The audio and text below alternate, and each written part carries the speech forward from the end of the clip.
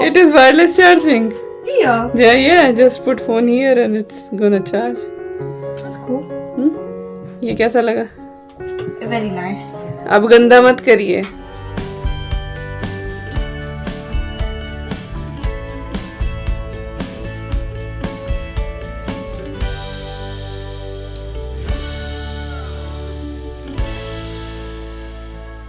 Hi everyone, Namaskar, Salam, Sat Sri Akal. Welcome back to Deep All in One channel. I hope you all are doing really well. It is another full day vlog जिसके अंदर होने वाली है cooking, cleaning, organization, थोड़ा सा DIY and much more. I hope you gonna enjoy today's vlog. अभी सुबह के करीब 5:30 बजे हैं और 5 बजे के करीब मैं उठ ही जाती हूँ. थोड़ी सी किचन में प्रेप करती हूँ, मेडिटेशन करती हूँ और फिर नहा धो के दिया बाती कर लेती हूँ. इसके बाद सीधा जाती हूँ किचन में क्योंकि मुझे ब्रेकफास्ट भी बनाना है, लंच बॉक्स भी प्रिपेयर करना है अद्वी के लिए और साथ ही लंच भी कुक करना है क्योंकि 6:30 बजे से फिर मेरी वर्क शिफ्ट शुरू हो जाती है और तकरीबन 12:30 पौने 1 तक वो चलती है. उसके बाद फिर किचन में जाके कुछ करने का मन नहीं करता है तो कुकिंग का सारा काम मैं सुबह ही डन कर लेती हूँ. फिर बाकी का जो दिन है वो बच्चों के साथ भी बिताया जा सकता है, साथ ही आप अपने लिए भी टाइम निकाल सकते हैं और कुछ एक्स्ट्रा एफर्ट अपने घर में डाल सकते हैं. तो बस भगवान से आशीर्वाद लेके अपने दिन की शुरुआत करती हूँ और जो कुछ भी मैंने थोड़ी बहुत तैयारी करी है वो आपको अभी दिखा ही देती हूँ.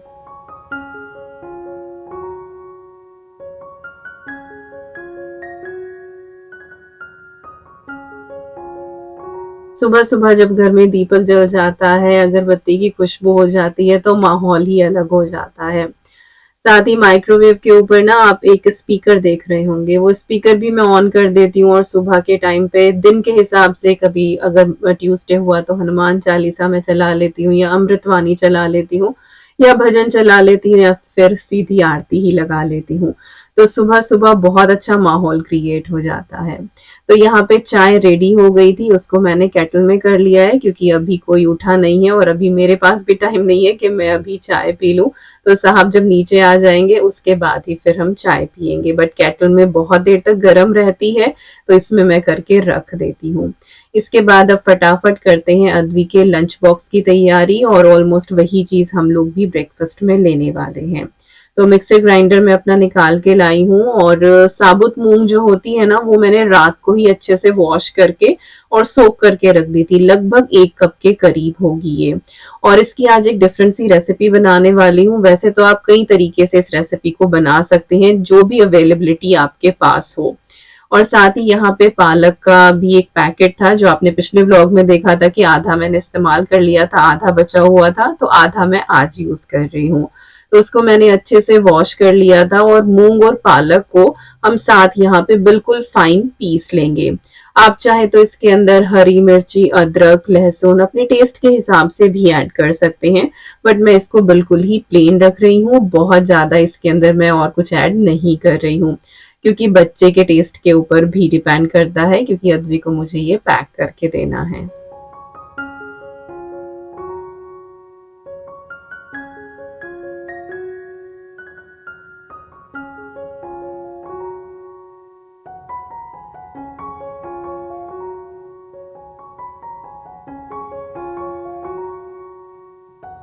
तो यहाँ पे मिक्सचर हमारा हो गया है रेडी. इसको अब मैं बोल में निकाल लूंगी और बहुत ही हेल्दी प्रोटीन पैक्ड हमारा ये ब्रेकफास्ट तैयार होता है. सीजनिंग के लिए मैंने बस इसमें सॉल्ट ऐड करा है, बाकी आप स्पाइसेस भी इसके अंदर ऐड कर सकते हैं इफ यू वांट.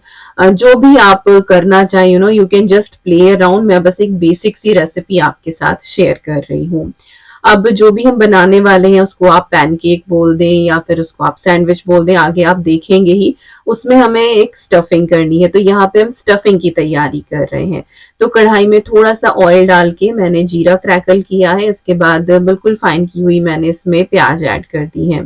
इसको हल्का सा ही हम यहाँ पे भून लेंगे. बेसिकली यहाँ पे हम पनीर भुर्जी ही बना रहे हैं, बस थोड़े से डिफरेंट स्टाइल में बनाएंगे. प्याज जैसे ही हमारी हल्की सी गलेगी तब हम इसके अंदर हल्दी पाउडर ऐड कर देंगे. थोड़ा सा सौते करेंगे और इसके बाद इसमें टमाटर डाल देंगे. 2 मीडियम साइज के टमाटर थे जिनको मैंने बारीक बारीक चॉप कर लिया था और अब टमाटर को हम अच्छे से यहाँ पे गलने तक भून लेंगे. आप सॉल्ट भी इसी स्टेज पे ऐड कर सकते हैं, इससे जो टमाटर है हमारे वो जल्दी से गल जाते हैं और अपनी स्किन को भी वो लूज कर देते हैं। साथ ही मैंने यहाँ पे थोड़ा सा गरम मसाला इसमें ऐड करा है, थोड़ा सा रेड चिली पाउडर डाल दिया है। इन सब मसालों के साथ अब हम इस मसाले को बहुत ही अच्छे से भून लेंगे जब तक कि इसका ऑयल सेपरेट ना हो जाए। मीनवाइल मैंने पनीर को फ्रिज से निकाल के पहले ही रख दिया था एक्चुअली, और अब मैंने उसको क्रम्बल कर लिया है। बट अगर सिर्फ पनीर हम ऐड करेंगे ना तो ये बहुत ज्यादा ड्राई ड्राई हो जाती है, तो थोड़ा सा मॉइस्चर इसके अंदर क्रिएट करने के लिए हम यहाँ पे दही ऐड करेंगे। तो मैंने 2-2.5 टेबल स्पून के करीब यहाँ पे थिक योगर्ट ऐड करी है, घर की बनी हुई है, फ्रेश है बिल्कुल, और बहुत ही अच्छा इसका टेस्ट आता है। दही डाल के इसको हम लगातार चलाते रहेंगे, इससे थोड़ा सा ना खट्टापन भी आ जाता है। लेकिन अगर आपको माइल्ड सी पसंद है जो पनीर भुर्जी होती है, तो आप दही के प्लेस पे थोड़ा सा दूध भी ऐड कर सकते हैं। मैं दूध ऐड करती हूँ क्योंकि यही स्टफिंग जो है, या आप बोल दो कि पनीर भुर्जी जो है हम लंच में भी खाने वाले हैं, तब तक ये थोड़ी सी ड्राई हो जाती है, तो उस टाइम पे इसको थोड़ा सा लिक्विडिफाई करने के लिए मैं तब इसमें दूध ऐड करती हूँ। बट फिलहाल मैंने इसमें दही डाली है जो मैं एज ए स्टफिंग यूज करूंगी। और बस सारा मसाला हमारा अच्छे से पक गया था और टमाटर को मैंने अच्छे से मैश कर लिया है। इसके बाद हाथों से क्रम्बल कर किया हुआ मैंने इसके अंदर पनीर ऐड कर दिया है, और जैसे ही आप पनीर ऐड करेंगे ये एकदम से सॉलिड होना शुरू हो जाएगा। बट अभी हम इसको चलाते हुए अच्छे से पकाएंगे।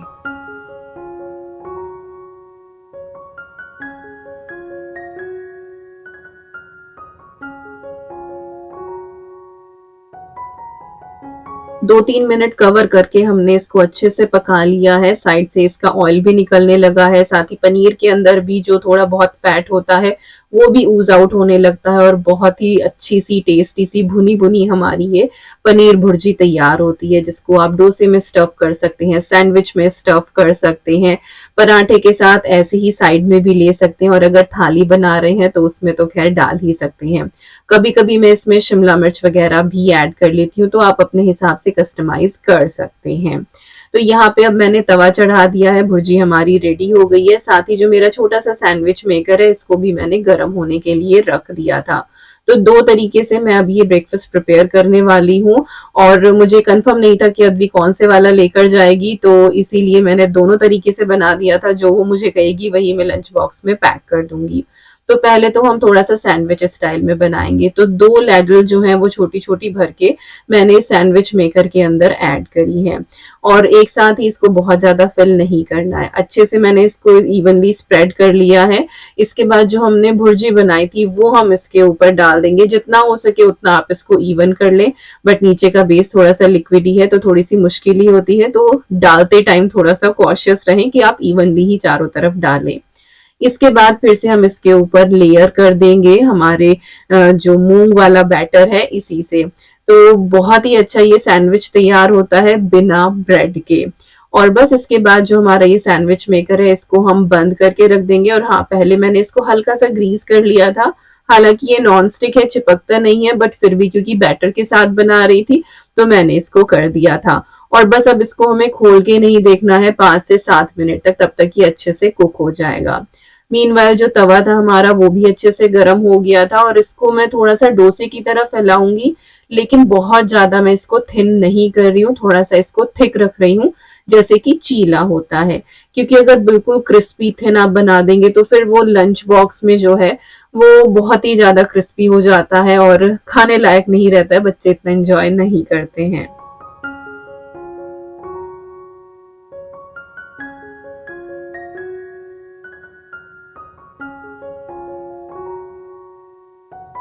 तो यहाँ पे जो हमारा चीला है या डोसा जो भी आप इसको बोलना चाहें, या पैनकेक बोल दें, वो एक तरफ से हो गया था, पलट दिया था। साइड से मैंने थोड़ा सा इसमें ऑयल डाला था, और स्टीम बहुत ज्यादा आ रही है, ये एक्चुअली सैंडविच मेकर से आ रही है, क्योंकि हल्की सी जो पनीर की स्टफिंग थी ना वो बाहर निकल रही थी और वो एकदम से स्मोक आउट हो रही थी, और बहुत ही टेस्टी सैंडविच हमारा तैयार हुआ था। बाकी जो हमारा ये चीला है ये भी रेडी हो गया, स्टफिंग मैंने बीच में रख दी है, और यहाँ पे देखिए हमारा टेस्टी मूंग दाल पालक का सैंडविच पनीर भरा हुआ रेडी है।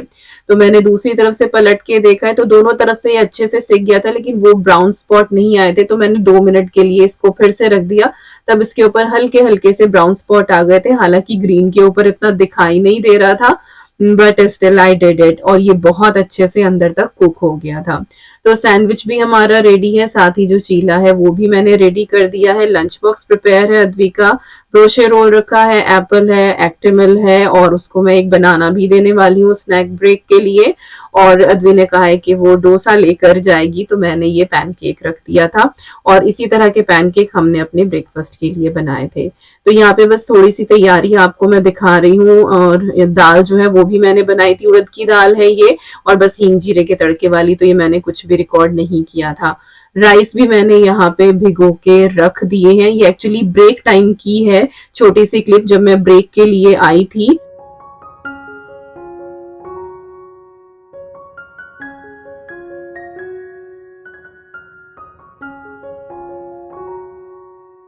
बाहर का वेदर दिखा रही हूँ, बारिश हो रही है, और इधर हमारी जो ईवी मैडम है वो अपना टैबलेट लेके फिलहाल बैठी है, क्योंकि उसको मैंने थोड़ा सा यहाँ पे टैबलेट दिया है। तो 10-15 मिनट यहाँ पे मैं ईवी के साथ इंजॉय करती हूँ, उसके बाद फिर से अपना काम करती हूँ। और साहब आ जाते हैं जब मैं अपना काम कर रही होती हूँ, तो इस तरह से तालमेल बिठा के हमारा काम हो ही जाता है। कई बार ईवी को मुझे अपने साथ ही रखना पड़ता है जब मैं काम कर रही होती हूँ, but anyhow we manage it, और अच्छे से हो ही जाता है।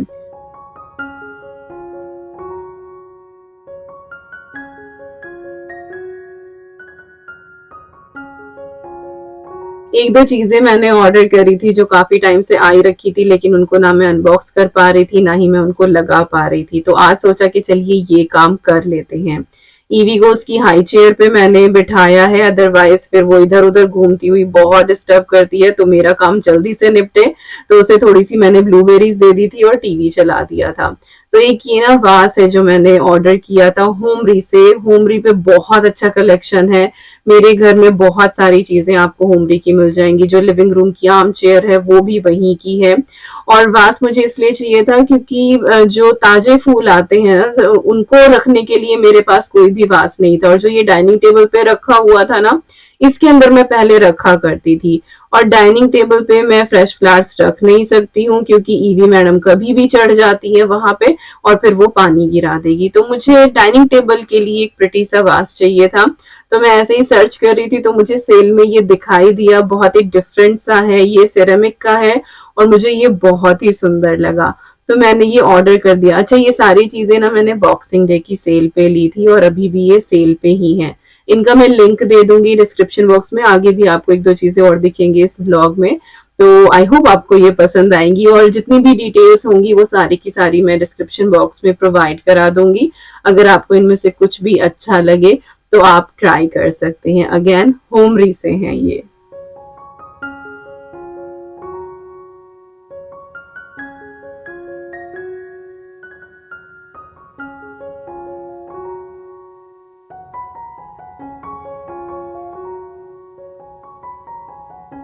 इसके बाद बारी आती है किचन के किसी कॉर्नर को थोड़ा सा ऑर्गेनाइज करने की या फिर क्लीन करने की।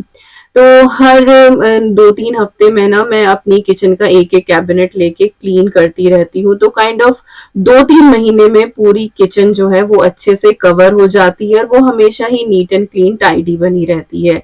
कई बार ये होता है कि लगातार 2-3 हफ्ते में एक एक कैबिनेट लेके क्लीन करती ही रहती हूँ, बट कई बार नहीं भी हो पाता है। But still I try to be very regular कि मैं हर कोना जो है एटलीस्ट 2 से 3 महीने में तो क्लीन कर ही दूं, सारा सामान निकाल के। तो ये जो सिंक के नीचे वाला एरिया है ना, ये बहुत जल्दी एक्चुअली गंदा हो जाता है, और मैं कुछ क्लीन करूं ना करूं 2 महीने में ये मुझे करना ही पड़ता है। तो छोटे छोटे जो है वो ड्रॉप्स गिर जाते हैं, क्योंकि यहाँ पे बिन भी रखा हुआ होता है। तो जैसे चाय पत्ती डाल रहे हैं, कई बार तिड़क के गिर जाता है, कुछ भी कूड़ा डाल रहे हैं। और ये सारा सामान है जो इस छोटी सी कैबिनेट के अंदर भरा हुआ था। मोस्टली क्लीनिंग सप्लाई ही है, जो कुछ ऐसी हैं जो खत्म भी हो गई हैं, बट स्टिल बॉटल रखी हुई थी। तो अभी मुझे वो सारा भी ऑर्गेनाइज करना था, तो यहाँ पे मैंने स्प्रे करके छोड़ दिया था। तब तक मैंने बास्केट्स ऑर्गेनाइज करी हैं और उसके बाद फिर मैंने इसको थरली क्लीन कर लिया है। जो वॉल्स हैं उनके ऊपर भी निशान हो जाते हैं, तो अच्छे से स्प्रे करके 5-10 मिनट आप छोड़ दें। और स्प्रे आप कोई भी ले सकते हैं, मैं ज़ोफ्लोरा भी यूज करती हूँ और कई बार ये जो पिंक वाला आता है ये भी मैं ले लेती हूँ। तो जो भी मुझे अच्छा लगता है, बेसिकली जिसकी खुशबू ज्यादा अच्छी हो ना, मैं वो यूज करती हूँ। बाकी आप DIY क्लीनर भी घर पे बना ही सकते हैं, विनेगर, डिश सोप, लिक्विड और सोडा वगैरह डाल के पानी ऐड करके। तो जैसे आप चाहें वैसे कर सकते हैं।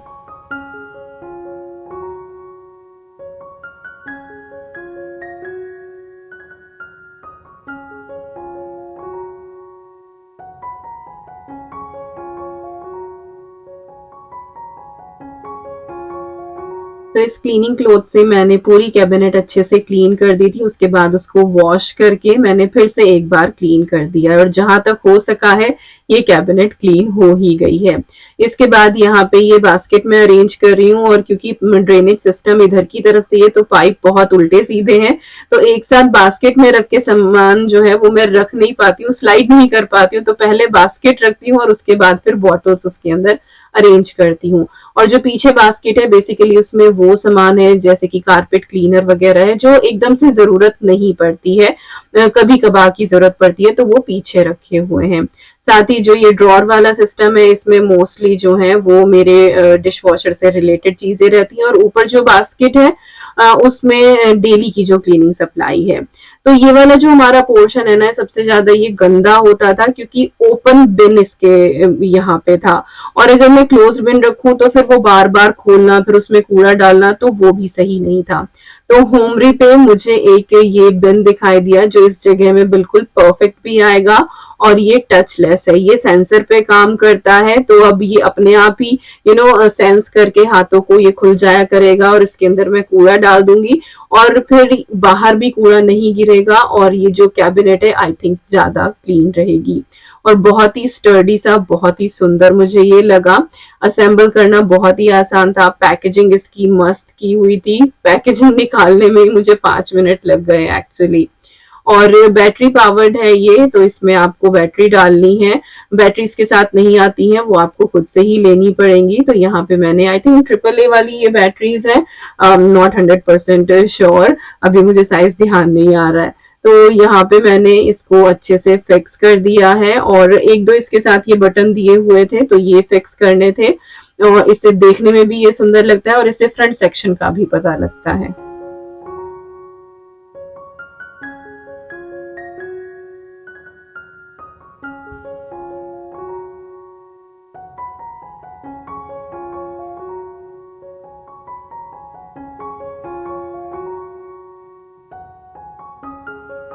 छोटी सी इसमें एक गास्केट दी हुई थी और वो मैंने लगा के इसके ऊपर लिड फिक्स कर दी है, इसको स्विच ऑन किया है। तो इसको चाहे तो जो इसका ढक्कन होता है उस पर हाथ लगा के भी आप इसको बंद कर सकते हैं और इस बटन से भी कर सकते हैं। बाकी ये हाथों को सेंस करके भी लिड को आराम से ये खोल देगा and I was so happy. बस मुझे ये था कि ये खुद से भी बंद करता है या नहीं करता है, and yes it did it.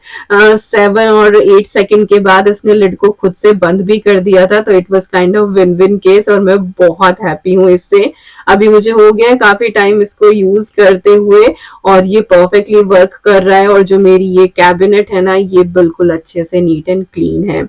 तो अगर आपको ये चीज पसंद आई है तो होमरी की वेबसाइट जरूर चेक करना, बाकी लिंक तो आपको मिल ही जाएगा डिस्क्रिप्शन बॉक्स में। और जब इस तरह से क्लीनिंग करते हैं तो छोटे छोटे क्रम्ब इधर उधर गिर ही जाते हैं, तो मैंने यहाँ पे अच्छे से वैक्यूम कर दिया है। और ईवी मैडम जो है वो इस टाइम तक पूरी परेशान हो चुकी थी कि बस अब मुझे हाई चेयर से निकाल दो।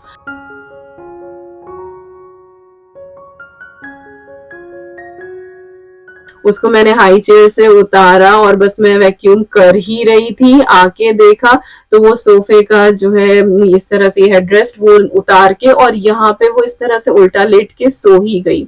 देन आई थॉट कि चलो इसको डिस्टर्ब नहीं करती हूँ, इसको आज यहीं पे सोया रहने देती हूँ। और खाना वगैरह जो है वो सुबह में बन ही जाता है, तो मुझे कुछ कुकिंग भी नहीं करनी थी। तो सुबह जल्दी उठ जाती हूँ, ईवी को इस तरह से यहाँ सोया देख के आई वाज लाइक चलो आज इसके पास लेट के मैं सो ही जाती हूँ, अदरवाइज वो हमेशा कॉट में ही सोती है। तो ये वो छोटे छोटे मोमेंट होते हैं जो हम इंजॉय करते हैं। अद्वी हमेशा साथ सोई है, वो कॉट में बहुत कम सोई है। कॉट थी उसके पास बट वो कम सोती थी, लेकिन ईवी डे वन से ही अपनी कॉट में सोई है। तो जब भी मुझे मौका मिलता है उसके पास ऐसे सोने का, I always enjoy that thing. और बस अब मैं आपसे मिल रही हूँ ठीक शाम में। खाना वाना सब कुछ हमने खा लिया था, अद्वी भी स्कूल से आ गई थी। और अद्वी के पैर में एक्चुअली चोट लगी हुई है, तो काफी परेशानी हमें आजकल जो है वो हो रही है। और उसका पैर भी पूरा ही सूज रहा है। एक्चुअली उसकी जो एक टो फिंगर है वो थोड़ी सी डिसलोकेट हो गई है, तो उसी का ही ट्रीटमेंट चल रहा है और चलने फिरने में उसको बहुत दिक्कत हो रही है। खैर चलिए, वापस आ जाते हैं वीडियो की तरफ। तो यहाँ पे जो ये अद्वी की स्टडी डेस्क है ना, ये बहुत ज्यादा गंदी हो जाती है, क्योंकि आपको पता ही है कि वो बहुत ज्यादा क्राफ्ट, ड्राइंग, स्केचिंग बहुत करती है। तो बेसिकली जो पेंसिल के, ग्रेफाइट के जो निशान होते हैं ना, वो लग जाते हैं बहुत। पेंटिंग वगैरह वो कम करती है, तो कलर्स के मार्क नहीं होते हैं। तो इसको मैंने बहुत क्लीन किया है, मैजिक इरेजर जो होती है उससे भी मैंने इसको क्लीन करने की कोशिश करी है, लेकिन जो उसकी ये डेस्क है ये क्लीन नहीं हो पा रही थी। और जब भी मैं इस रूम में आती थी, आई वाज लाइक कि घर का ये जो एक फर्नीचर है ये क्लीन नहीं है, और मुझे बड़ी ही परेशानी होती थी। देन आई थॉट कि चलो इसको थोड़ा सा कवर अप करते हैं। और ये एक पेपर है, सेल्फ एडेसिव होता है, ये हाई ग्लॉस है, वाटर प्रूफ है। तो ये इसके ऊपर लगा देते हैं। और ये मेरे पास पहले से ही रखा हुआ था, जब हम इस घर में आए थे तब स्टोर रूम में लगाने के लिए मैंने ये मंगवाया था, लेकिन आज तक मैं वहां पे लगा ही नहीं पाई। इसी वजह से इसकी जो चौड़ाई है वो थोड़ी सी कम है। अदरवाइज आपको ये बड़ी चौड़ाई वाला भी मिल ही जाता है। तो मेरे पास ये कम विड्थ वाला था, तो मैं बस यहाँ पे नाप के ही देख रही थी कि किस तरह से ये टेबल के ऊपर फिट आएगा। तो मैंने इसमें 4-5 कट इस तरह से लगाने के बजाय मैंने लंबा लंबा इसको पेस्ट किया, तो सिर्फ बीच में एक ही जॉइंट आया। हालांकि वो देखने में इतना पता नहीं लगता है। और बस लगाना इसको बहुत आसान है। कोई भी आप पुराना कार्ड वगैरह ले ले, मेरे पास ये केक वाला स्क्रैपर था वो मैंने ले लिया है। और नीचे से जो है वो पेपर आप हटाते जाएं, और ऊपर से जो आपके पास कार्ड होता है उससे प्रेस करते जाएं, तो उससे सिलवटें बिल्कुल नहीं आती हैं। इन केस अगर एक दो बबल या कुछ भी आ भी जाए तो उसको फिर आप प्रिक करके वहां से एयर निकाल सकते हैं। तो we are expert into this one, क्योंकि हमने बहुत जगह पर इस तरह का ये पेपर यूज किया हुआ है।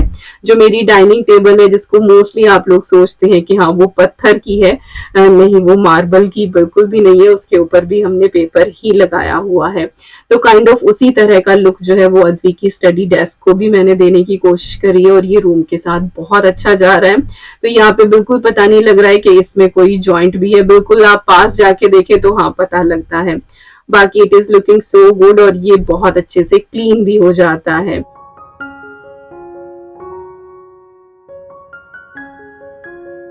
अद्वी की डेस्क पे एक रेड कलर का टेबल लैम्प था जो बहुत टाइम से था, और मैंने हर बार ये कहा है कि कभी उसके लिए एक अच्छा सा टेबल लैम्प लूंगी जो उसके रूम के साथ जाए। तो घर में हर चीज जो है ना वो हम बहुत सोच समझ के लेते हैं, और सब कुछ हम एक साथ भी नहीं ले पाते हैं। एक एक करके, तिनका तिनका जोड़ के जो है वो एक मकान घर बनता है। तो मेरे इस घर को डेकोरेट करने की जो जर्नी है वो आप देख ही रहे हैं। 2 साल हमें इस घर में हो गए हैं। तो जैसे ही कोई चीज सेल में आती है, ऑफर में आती है, मैं तभी वो ले लेती हूँ और अपने घर का वो एक छोटा सा कोना डेकोरेट कर देती हूँ। तो धीरे धीरे करके जो जो मुझे करना था इस घर में, जो मेरे सपने थे, वो मैं करती जा रही हूँ। और उनमें से एक है ये लैम्प अद्वी के लिए। और ये ना सेंसर वाला ही है, लाइक टच वाला ही है। मेटल का जो भी पोर्शन है वो आप टच करें तो ये जो है ऑन हो जाता है, ऑफ हो जाता है। और जो इसका ये वुडन बेस है ना, इसमें एक यूएसबी पोर्ट भी है कि अगर आपको कुछ यूएसबी से कुछ चलाना हो तो वो भी कनेक्ट कर सकते हैं। साथ ही इसमें वायरलेस चार्जर भी है। अगर आपके फोन में या टैबलेट में कोई भी वायरलेस वाला वो फीचर है ना, तो आप वो इसके ऊपर रख के और अपने फोन को चार्ज कर सकते हैं। तो ये देखिए, ये फोन था, ये रख के देखा और ये चार्ज होना शुरू हो गया है। और ये लैंप जो है ये भी होमरी का ही है, तो इसका भी मैं लिंक दे दूंगी डिस्क्रिप्शन बॉक्स में। और ये भी ऑफर पे ही था उस टाइम पे, आई एम श्योर अभी भी होगा। तो अद्वी का रूम हो गया है सेट। रूम क्या, उसकी डेस्क सेट हो गई है, उसका टेबल लैंप नया आ गया है, उसकी टेबल जो है वो भी काइंड ऑफ नई ही हो गई है और इसको मैंने अच्छे से ग्लो वगैरह रख के डेकोरेट किया है and I love this one. Advi के रूम में जो ये सीलिंग लाइट लगी हुई है ये भी हमने होमरी से ही ली थी और आई थिंक ये दिवाली के आसपास ली थी। तो अगेन यही कहूंगी कि एक एक करके जो है वो चीजें एड अप होती जा रही हैं and yes this home is looking beautiful और हमारे हिसाब से इट इज ब्यूटीफुल, अदरवाइज सबकी अपनी अपनी चॉइस होती है हर घर को लेके। और अद्वी को नहीं पता था कि मैं ऊपर क्या कर रही थी, अभी उसको बुलाया and she is so happy और बिल्कुल ऐसे झांक झांक के देख रही थी और पूरा उसको टच करके and she was like very very happy and I am so proud of you girl. तुम किस तरह से अपना दर्द छुपा लेती हो, बिल्कुल नहीं रोती है। जिस तरह से इसकी उंगली की हालत है ना वो बस हमें ही पता है, but she is behaving so well, so matured और yes so proud of you. तो yes Advi liked this whole setup. Again links जो है वो आपको डिस्क्रिप्शन बॉक्स में मिल जाएंगे और यही था आज का व्लॉग। आई होप आपको पसंद आया होगा। मिलती हूँ आपसे नेक्स्ट व्लॉग में। Till then you guys take care and I am sending lots and lots and lots of love to you all. Thank you so much for watching. और अब मुझे मिला ये एक cuddle and I love this moment.